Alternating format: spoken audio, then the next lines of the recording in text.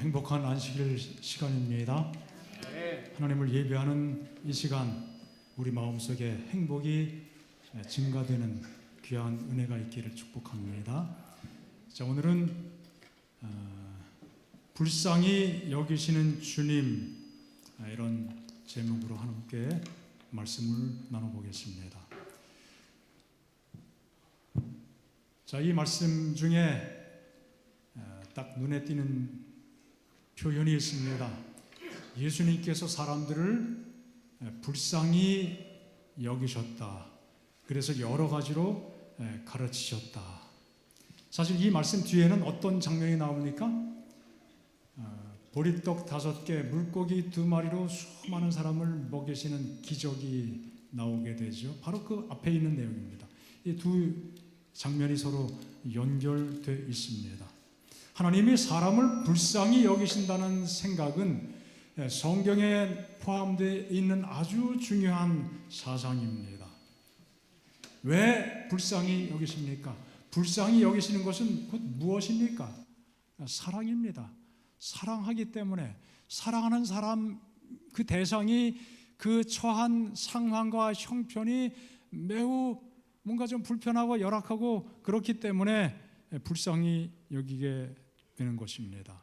하나님께서 우리를 불쌍히 여기시는 것은 우리의 존재 근거이기도 합니다. 우리가 구원받을 수 있는 근거가 되기도 합니다. 우리가 마음속에 소망을 가질 수 있는 중요한 근거가 되기도 합니다. 오늘 그 주제를 이 말씀을 통해서 다시 한번 살펴보고자 합니다. 혹시 이 책을 보신 분이 계신지 모르겠습니다. 영어로는 Beyond Beef, 소고기, 그 차원을 떠나서, 그 넘어서 거기에 포함된 수많은 여러 가지 어떤 현상들, 또 문제들을 지적하는 그런 내용의 책입니다. 제목이 육식의 종말입니다. 자, 이 책의 내용은 전 세계적으로 이 육식의, 이분에 의하면 문화라고 이야기했습니다. 육식 문화.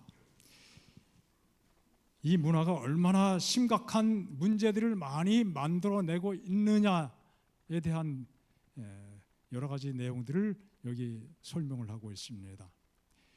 단지 먹거리의 문제를 떠나서 생태계, 환경 문제, 그 종합적인 문제가 파생되고 있다고 이야기합니다. 또 경제적인 비효율성, 그런 문제들도 함께 짚어내고 있습니다.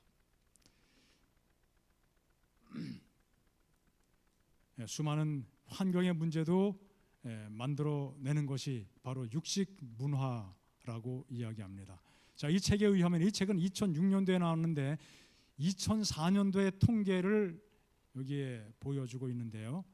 좀 오래된 통계이긴 하지만 전체 큰 흐름에서는 의미가 있는 것이고, 이것보다 많으면 많았지 더 적진 않을 것입니다.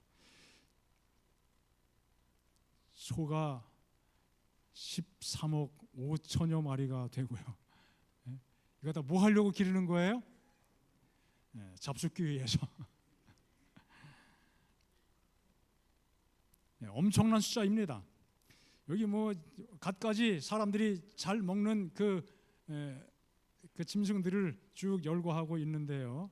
뭐 정말 천문학적인 숫자입니다. 다 계산하면은 이 사지 동물이 약 50억 마리에 달합니다. 그리고 가금류죠, 닭 칠면조 180억 마리가 돼요. 합계 230억 마리입니다. 2004년도 뭐 정확한 통계니까 100%는 아니겠지만 비슷하게 맞을 거예요. 지금은 더 많아졌겠습니까? 적어졌겠습니까? 더 많아졌겠죠, 당연히. 자, 13억 5천 마리에 달하는 소는 전 세계에 사는 사람들의 몸무게를 다 합친 것보다 가벼울까요? 무거울까요? 무겁죠. 호주는 소가 사람 수보다 40%가 많다고 합니다.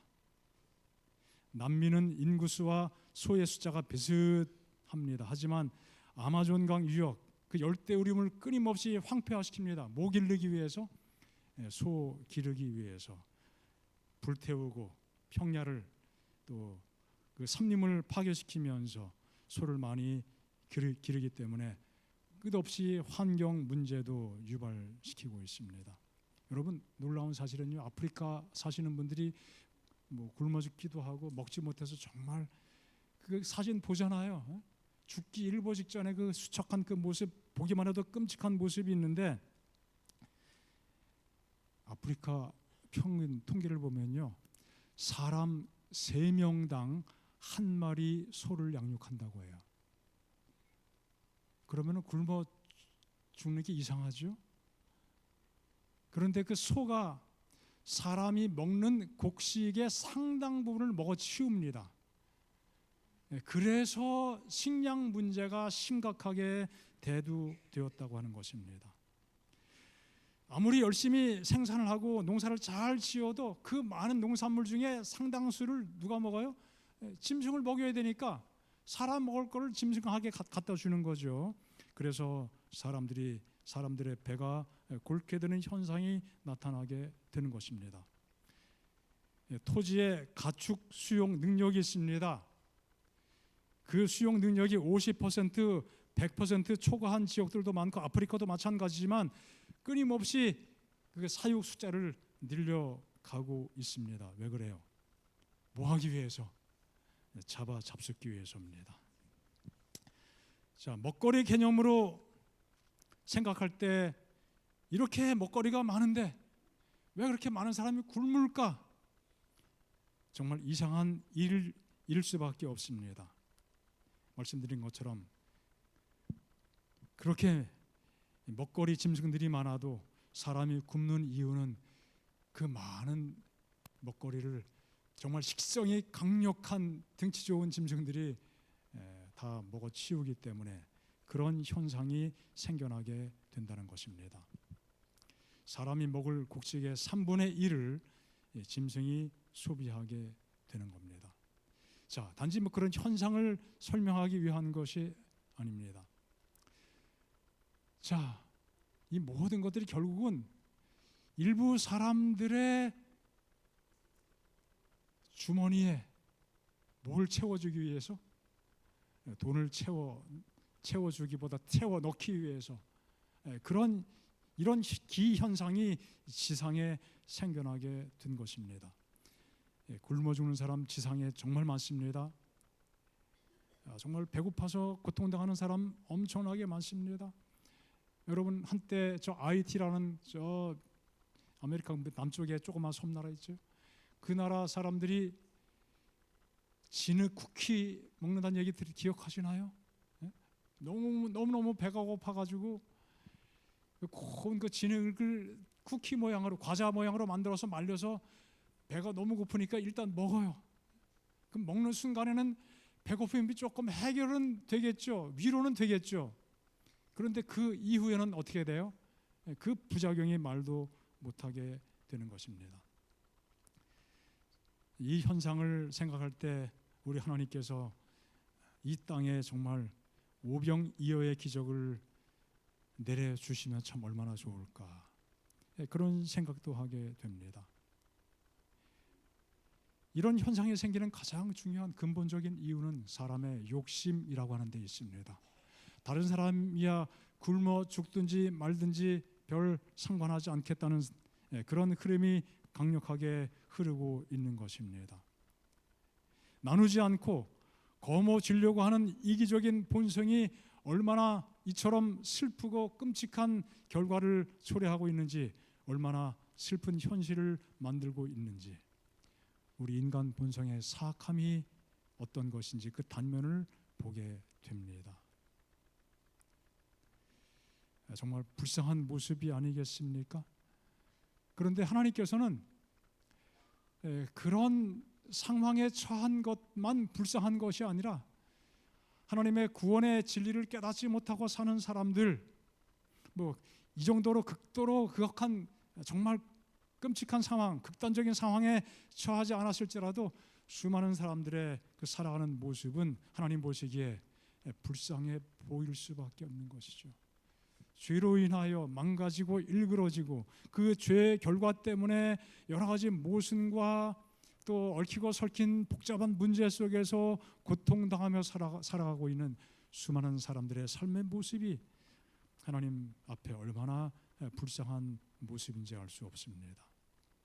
여러분, 그 불쌍히 여기시는 하나님의 그 마음이 얼마나 참 감사한지 모릅니다. 그리고 그 마음이 여기 오늘 우리가 함께 살펴보고자 하는 그 기적도 일으키게 한 것입니다. 목자 없는 양 같음으로 인하여 사람들의 모습을 불쌍히 여기셨다. 이 앞에 내용 보면요, 우리가 함께 말씀 읽었지만 제자들이 예수님의 말씀을 따라서 전도활동하느라고 많은 시간을 투자하고 애를 쓰고 왔습니다. 정말 피곤한 상황이 됐습니다. 그래서 예수님께서 뭐라고 말씀하세요?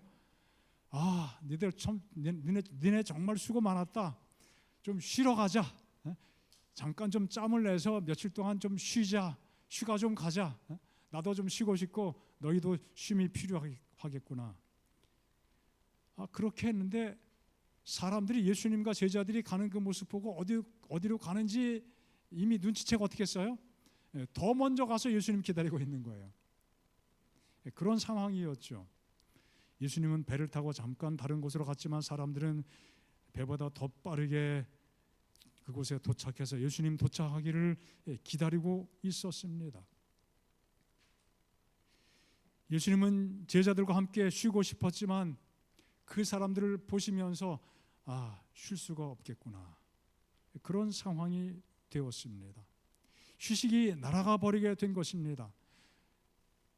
그들을 돌려보내거나 그대로 방치할 수가 없으셨어요. 나 피곤한데 자 내일 보자. 그렇게 차마 말씀하지 못하신 것이죠. 그리고 그들을 보면서 참 귀찮아 죽겠네. 짜증을 내거나 불쾌하게 여기신 것이 아니라 어떻게 여기셨다고요? 불쌍히 여기셨더라 그랬어요. 목자의 돌봄을 받지 못하는 양들과 같은 그 모습을 보시면서 영적으로 돌봄받지 못하고 바른 길로 인도받지 못하는 그 사람들의 모습을 보시면서 예수님은 그들을 정말 불쌍히 여기셨습니다. 수많은 종교 지도자들이 있었지만 그들에게 영적인 필요를 제대로 채워주지 못했습니다. 바른 길로 그들을 인도하지 못했습니다. 왜곡된 시각, 잘못된 가르침, 또 삐뚤어진 진리에 대한 관념을 가지고 그들의 신앙의 방향, 삶의 방향을 아주 엉뚱한 것으로 이끌고 가게 되었습니다. 그들은 정말 위험한 처지에 있다는 사실을 주님께서 직시하셨습니다. 마치 소경이 소경을 인도하는 듯. 그래서 그 모두가 위험에 처한 그 모습을 주님께서 보신 것입니다. 그래서 그들을 만났을 때 쉬고 싶었지만 계속해서 또 하루 종일 제대로 잡수지도 못하고 수고하시게 되었습니다. 많은 사람들이 힘을 얻었습니다. 또 아픈 사람들이 회복이 됐습니다. 또 많은 사람들이 말씀을 통해서 위로를 받았습니다. 자, 그 분위기를 시대의 소망에 이렇게 묘사합니다. 그들에게 있어서 그날은 무엇처럼 생각이 되었어요? 지상 천국과 같이 생각되었다. 예수님이 계시고 그분께서 진리의 말씀을 전파해 주실 때, 또 환자들을 고쳐 주실 때 그 상황 자체는 천국 같은 분위기의 모습이었습니다. 그래서 밥 먹을 때도 모르고 때가 지난 것도 모르고 까맣게 잊어버리고 예수님 말씀에 귀를 기울이다 보니 벌써 어떻게 됐어요? 해가 저물게 됐습니다. 그렇지만 사람들이 어떻게 해요? 해가 저물었지만 갈 생각 안 하고 서성거리고 그런 상황이 이어지게 된 것입니다. 그 다음에 이런 말씀이 또 있습니다. 정말 피곤해서 쉬려고 했는데 쉬지 못했으니 얼마나 더 피곤하겠습니까? 얼마나 더 배가 고프겠습니까? 제자들이 마침내 우리 좀 제발 좀 쉽시다 예수님께 간청을 합니다. 그리고 시간이 지날 때 마침내 제자들이 예수님께 이제는 어떻게 하자? 돌려보내야 되지 않겠습니까? 우리도 죽을 맛이에요. 피곤해 죽겠어요. 예수님 피곤하시잖아요. 빨리 보내고 좀 쉽시다. 그렇게 제안을 할 정도에 이르게 된 것입니다. 하지만 그런 상황에서 예수님은 그들을 불쌍히 여기셨기 때문에 하루 종일 그들을 위해서 봉사하셨지만 또 돌려보내지 않으신 것입니다. 예수님은 어느 누구보다 배고픔을 잘 아는 분이기도 했습니다. 여러분, 일주일 금식해 보신 분 계시나요? 사흘 금식해 보신 분 계신가요? 저도 최대한 사흘이었습니다. 이거 뭐 어떻게 그 유혹은 먹는 것에 대한 그 생각은 정말 강력합니다. 예수님은 40일 금식하셨어요. 정말 배고픈 것이 무엇인지 배 고른 것이 무엇인지 누구보다 잘 아셨던 예수님께서는 그들을 그냥 굶긴 채로 차마 집으로 돌려보내지 못하신 것입니다. 그것이 예수님의 마음이었습니다. 불쌍히 여기시는 그 마음이 이 놀라운 기적을 일으키게 한 것이죠.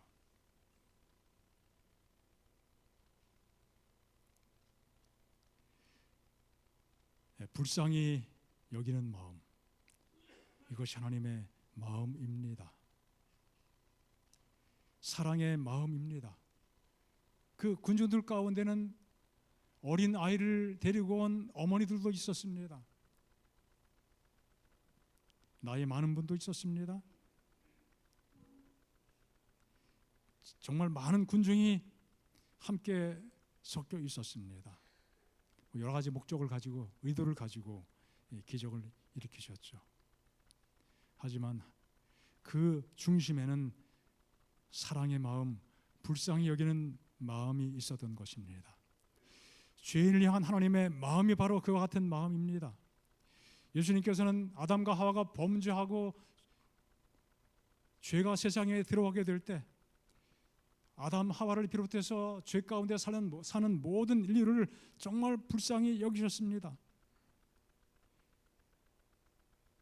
하와가 선악과를 따먹게 되었을 때 하나님이 그것 아셨을까요? 모르셨을까요? 아셨죠. 몰라서 시간을 뒤로 미루고 만나신 것이 아닙니다. 하나님의 사랑의 섭리 속에서 단지 허용하신 것뿐이었습니다. 하나님의 뜻은 아니었지만 가슴이 아마 철렁, 그게 맞겠죠? 마침내 터질 것이 터졌구나. 그때 하나님께서는 우리 사람들이 한국적인 표현처럼 내가 너 같은 거 낳고 미웠고 먹은 게 참 그렇다. 그런 마음을 가지신 것이 아니라, 그렇게 한탄하신 것이 아니라 불쌍히 여기셨습니다. 그래서 이미 계획해 놓으신 구속의 계획을 즉시로 그들에게 알려주시고 소망을 주셨습니다. 그리고 그들에게 격려하셨습니다. 약속을 주셨습니다. 희망을 가지라고 말씀하셨습니다. 그리고 그들이 무화과 잎을 가지고 만든 그 가리개는 아무 쓸데없는 것임을 가르쳐 주시면서 오직 어린 양의 대속만이, 메시아의 대속의 죽음만이 인류의 죄의 문제에 대한 해답임을 알려주셨습니다. 그리고 그 계획을 발표하시고 2000여 년의 세월이 지난 다음에 우리 주님께서는 자신의 생명을 던져서 죄인을 구원하시기 위해서, 우리에게 생명을 허락해 주시기 위해서 십자가의 죽음을 죽으셨습니다. 바로 주님께서 가지신 불쌍히 여기시는 그 마음, 그것이 우리 속에 깊이 간직되기를 바랍니다. 불쌍히 여기시는 하나님에 대한 그 믿음, 그것이 우리에게 정말 귀한 소망이 된다는 사실을 언제든지 기억하시기를 바랍니다. 여기 일찍이 구약 성경의 민수기서에도 아까 이 성경의 말씀 기록된 대로, 마가복음 기록된 대로 그 동일한 말씀이 있잖아요. 맞죠? 목자 없는 양과 같이 되지 않게 하옵소서. 양이 목자가 없으면요 정말 불쌍해집니다. 양은 자생력이 전혀 없거든요. 목자가 이끌어주지 않으면 어디 잘 가지도 못하고 뭘 제대로 먹지도 못하고 어떤 위험에서든지 그들이 피해갈 방법이 없습니다. 목자 없는 양, 정말 불쌍한 존재입니다.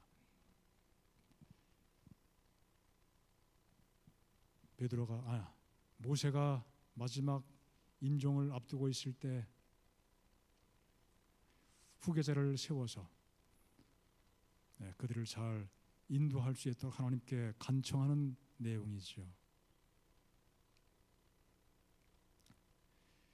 이 불쌍한 백성일 수밖에 없는 이스라엘, 하나님께서 새로운 지도자를 통해서 잘 이끌어 주실 것을 간구하는 기도의 내용입니다. 느헤미야 9장에 보면은요,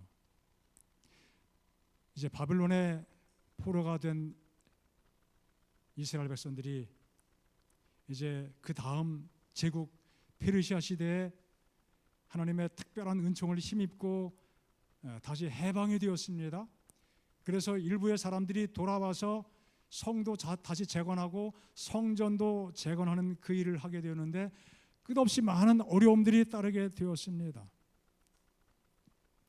이제 그 일이 이루어진 다음에 지도자 느헤미야는 백성들을 모으고 회개의 운동을 펼치고 그들의 믿음을 새롭게 북돋우는 일을 하게 됩니다. 그것이 바로 느헤미야 9장의 내용입니다.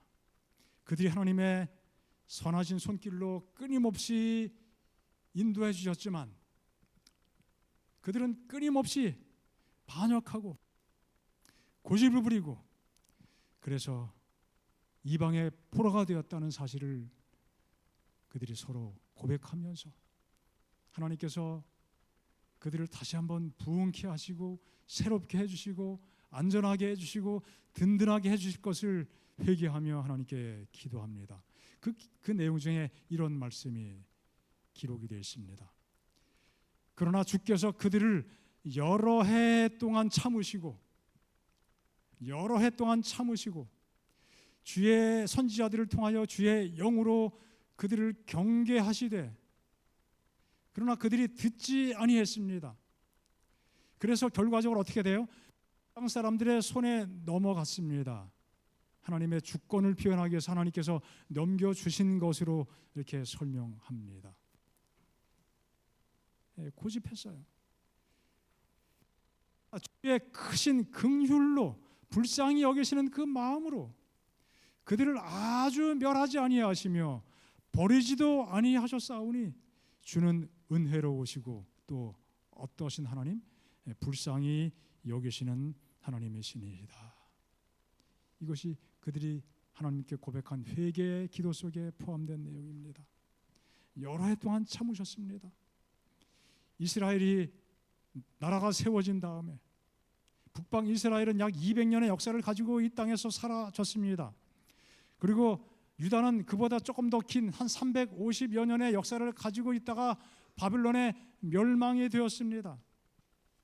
그 어간에 하나님은 수많은 선지자들을 북방 이스라엘에게도 또 남방 유다에게도 끊임없이 보내주셨습니다. 그러나 도대체 알아듣지 못하는 것인지 일부러 못 들은 척하는 것인지 귀가 먹은 것인지 도통 하나님 말씀을 조금 세게 말하면 들어먹질 않았어요. 들어야 되는데 하나님을 얼마나 슬프시게 했습니까? 하나님이 얼마나 마음이 아프셨습니까? 하지만 이 느헤미야서에 보니까 하나님은 그래도 하나님의 긍휼하심으로 그 백성들을 아주 멸하지 아니하셨다고 말씀합니다. 버리지 않으셨습니다. 어떤 하나님이시기 때문에 불쌍히 여기시는 하나님이시기 때문에.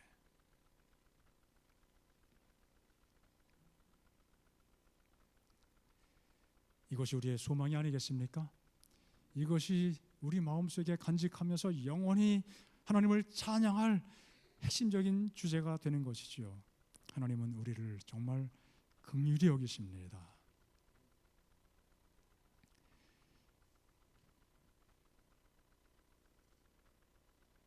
자, 예수님께서 이 땅에 계실 때 여러 가지 경험을 하셨지만 이 마지막 판에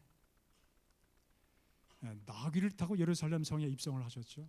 2차례 그런 일이 있음을 성경이 기록하고 있는데요. 사람들은 정말 깊은 관심을 가지고 정말 예수님께서 곧 왕이 되실 것이라는 기대감을 가지고 열렬히 예수님을 환영하죠. 호산나 다윗의 자손이요. 이 사진에 보는 것처럼 어린 아이, 어른들 할 것 없이 정말 열렬히 예수님을 환영합니다. 자, 그때 예루살렘 맞은편 게드론 골짜기 건너 맞은편에 감람산이 있죠. 감람산 언덕에 도착하셨을 때 예수님께서 갑자기 걸음을 멈추셨습니다. 누가복음에 보면은 그때 예수님께서 어떻게 했다고요? 가까이 오사 성을 보시고 어떻게 하셨더라? 우셨더라. 이 울었다는 표현은 그냥 조용히 눈물 흘렸다는 그 정도의 표현이 아닙니다. 막 소리내서 막 엉엉 우셨다는 그 의미를 가지고 있는 그러한 단어입니다. 그토록 마음이 깊이 상심되고 슬픔에 사무친 것입니다. 무엇을 보셨습니까? 장차 이 예루살렘이, 이 사람들은 지금 열렬하게 나를 왕으로 세우려고 그렇게 추대하고 노력하고 있고 기대하고 있고,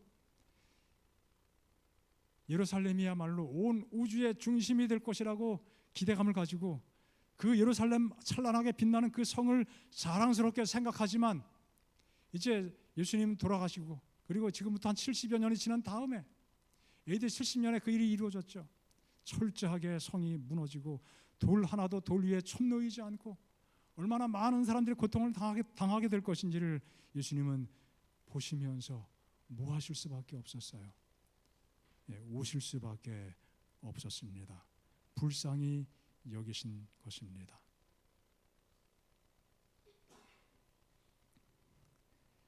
예수님의 그 슬픈 마음은 계속 이어집니다. 겟세마네 동산에서 기도하실 때, 그리고 그 전에 마지막 만찬을 드시면서 예수님의 제자 중 하나가 예수님을 팔게 될 것을 사람들에게 발표하시면서 심령이 어떻게 했다고요? 괴로우셨습니다.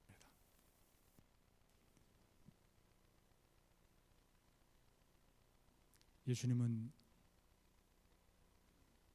이 모든 제자를 어떻게 해요? 끝까지 사랑하셨다. 요한복음 13장 1절의 말씀이 그렇게 시작되지 않습니까? 세상에는 자기의 사람들을 사랑하시되 끝까지 사랑하시니라. 이런 괴로운 심령이 있었지만 그 사랑의 마음을 놓지 않으셨다는 사실을 보게 되는 것입니다. 끝까지 사랑하셨던 그 대상 중에는 특별히 누구가 포함되어 있음을 우리가 이해할 수 있습니까? 예수님을 팔아넘긴, 지금 막 팔려고 마음 먹고 계획하고 일을 다 꾸미고 있는, 음모를 꾸몄던 그 유다마저도 예수님은 끝까지 사랑해 주신 것입니다. 불쌍히 여겨 주신 것입니다. 그리고 그들에게 성령의 약속까지 허락해 주셨습니다. 정말 무한히 감사할 일입니다. 여기 또 예수님께서 마지막 그 골고다에서 고통 당하시면서 우셨던 그 장면을 히브리서는 이렇게 기록합니다. 그는 육체에 계실 때 자기를 죽음에서 능히 구원하실 이에게 심한 통곡과 눈물로 간구와 소원을 올렸다. 피땀 흘려 기도하시던 그 자리에 그냥 말없이 묵상하며 기도하신 것이 아니라 아주 통곡하시면서, 여러분 통곡하며 울어보신 경험 있으신가요? 어릴 때 떼쓰다가 자기 뜻대로 안 되면 막 소리 지르고 울죠. 그건 통곡이 아니에요. 그냥 분에 받쳐가지고 막 소리 지르는 거지 통곡이 아니에요. 정말 어떤 고민하는 일을 가지고 통곡하는 일, 이게 쉽지 않습니다. 없어요, 거의. 우리 예수님께서는 온 인류의 구원의 문제, 그 큰 중차대한 문제를 앞두고 통곡하셨습니다. 하나님 구원해 주십시오. 십자가 잘 감당하도록 도와주십시오. 저에게 능력을 공급해 주십시오. 잘 이기도록 도와주십시오. 그런 간절한 기도를 통곡하며 하나님께 올려드린 것입니다. 그리고 성령의 약속, 우리를 버려두지 않겠다. 약속을 우리 모두에게 허락해 주셨습니다. 이 불쌍히 여기시는 하나님의 그 마음을 우리 마음속에 믿음으로 또 소망으로 간직하시기를 바랍니다. 삶의 고난이 있을 때, 삶의 역경을 만났을 때, 장벽을 만나게 되었을 때, 영적으로 씨름하게 될 때 하나님의 이 사랑의 마음을 다시 한번 떠올리게 되시기를 바랍니다. 이 귀한 사실을 마음속에 온전히 믿게 될 때 우리 마음속에 어떤 반응이 나타나게 될까요? 다름 아닌 사람을 어떻게 하는 마음이에요? 불쌍히 여기는 마음, 형제를 불쌍히 여기는 마음을 갖게 될 것입니다. 하나님께서 나를 얼마나 불쌍히 여기시는지를 이해하게 될 때 우리는 즉시로 사람들을 향하여 불쌍히 여기는 마음으로 하나님의 그 마음을 나타내고 표현하게 될 것입니다. 하나님께서 그렇게 해 주시기를 간절히 바랍니다. 불쌍히 여기는 하나님의 마음은 역시 우리에게도 필요한 마음인 것입니다. 하나님의 마음을 아는 자가 갖게 되는 마음이 사람을 불쌍히 여기는 마음입니다. 상한 갈대를 꺾지 않으시며 꺼져가는 심지를 끄지 않으시는 하나님의 마음을 소유한 사람이 하나님께 귀하게 쓰임받게 될 것입니다. 기적의 통로가 될 것입니다. 사랑의 통로가 될 것입니다. 영혼 구원의 통로로 쓰임받게 될 것입니다. 여러분, 어떤 삶의 문제가 발생했을 때 문제가 해결되는 실마리, 사람 사이의 관계 속에서 문제가 생겼을 때 그것이 뭡니까? 긍휼히 여기는 마음이에요. 결국 우리가 그런 얘기 잘 하잖아요. 많이 하잖아요. 막 하다가 막 복잡한 문제가 있었는데 결국은 그 사람이 불쌍히 보이더라. 그 불쌍히 보이는 그 타이밍이 한참 뒤까지 가기보다는 언제요? 가급적 빨리 앞당겨지면은 문제가 좀 빨리 해결되겠죠. 불쌍히 여기는 그 마음, 그것이 우리의 상한 심령의 강력한 치료자가 될 것입니다. 문제를 위한 강력한 확실한 해결책이 될 것입니다. 참 우리가 생각으로는 따지고 보면은 생각해 보면은 또 인생을 살면서 흔히 말하듯이 나이가 먹고 60이 넘고 70이 되고 하면은 사람 미워할 것도 없고 말은 그렇게 하지만 또 실제로는 또 그 미움이 오래 가는 경우들이 참 많습니다. 그러나 우리가 마침내 깨닫게 되는 것은 때에 따라 너무 늦게 깨닫게 되긴 하지만 나도 불쌍한 사람 아니냐, 피장파장 서로 불쌍히 여기면은 문제가 깔끔하게 해결이 됩니다. 결혼 주례할 때 목회자만 한 것이 아니죠. 이 불교 신자들은 스님들이 주례를 하더라고요. 스님 주례사가 어떤 것인지 우연히 이렇게 보게 되었는데, 뭐 스님 주례사를 왜 설교 시간에 얘기하냐? 그러나 거기에 꽤 끄덕끄덕할 만한 내용이 있어요. 살다 보면 참 많은 문제가 생기죠. 그래서 갈등도 하게 되고 참 큰 어려움 가운데 봉착하기도 하는데, 이런 이야기를 전해줬습니다.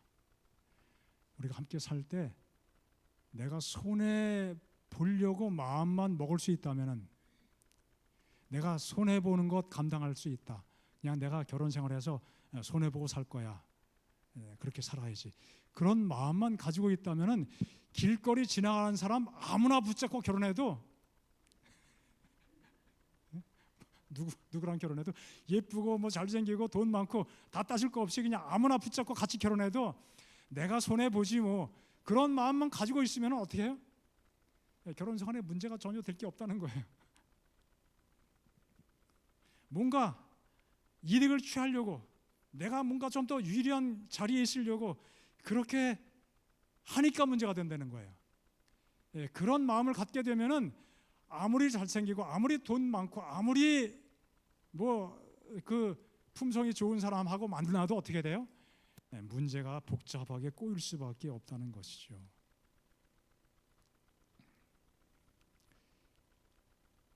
가끔 만나는 친구가 있습니다. 저랑 동갑내기입니다. 어떤 사람에게 엄청나게 불이익을 당했어요. 정말 큰 마음의 상처를 안고 있습니다. 그래서 그 사람을 얼마나 미워했는지 무지무지 미워하고, 그놈은 죽어야 돼. 당신은 암 걸려 죽을 거야. 실제로 암 걸렸어요, 상대방이. 미안하다고 제스처를 썼는데 안 만나주고, 나 너 용서 못해. 그 정도까지 갔습니다. 그런데 그 과정 속에서요, 이 친구가 공황장애가 왔고 우울증이 왔고 고통을 많이 당했다는 거예요. 그래서 불면증에 시달리게 되고, 한동안 나은 줄로 생각했는데 또 다시 터지게 되고, 그래서 그가 무덤을 찾아갔대요.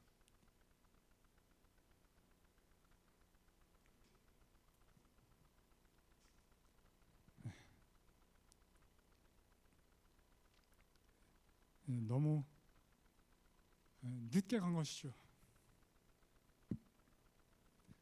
그리고 드디어 마음을 털어놓고 무거운 짐을 내려놓게 되었습니다.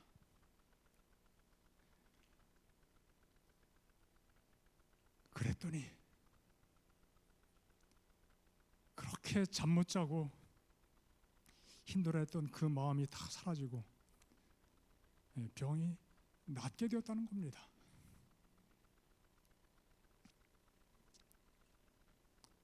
하나님께서 우리를 불쌍히 여기시는 그 마음이 우리에게 왜 필요한지, 우리는